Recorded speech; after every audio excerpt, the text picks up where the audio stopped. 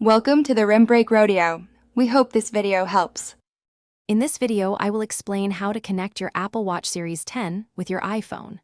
First, make sure your iPhone is running the most current iOS software.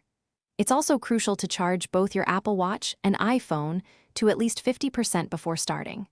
Next, enable both Bluetooth and Wi-Fi on your iPhone. Finally, keep both devices in close proximity to each other throughout the entire pairing process for a smooth connection. Once your devices are ready, power on your Apple Watch by pressing and holding the side button until you see the Apple logo. Then, open the dedicated Apple Watch application on your iPhone. You will see a Start Pairing option appear on both screens. Tap it on both devices to begin. For the quickest method, hold your iPhone's camera directly over the unique animation displayed on your Apple Watch screen to automatically pair them. After the automatic pairing, your iPhone will guide you through the remaining setup steps. You'll have the option to either restore your new Apple Watch from a previous backup, if you have one, or set it up as a brand new device.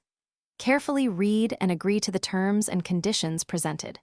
Finally, you will be prompted to create a secure 4-digit or 6-digit passcode directly on your Apple Watch for enhanced security. To finalize your setup, you can configure optional features such as cellular service, allowing your watch to function independently, and Apple Pay for convenient contactless payments. Take some time to personalize your watch face and arrange your applications to your liking. Your Apple Watch Series 10 is now fully connected and ready for you to explore its extensive health, fitness, and communication capabilities. Enjoy your new device.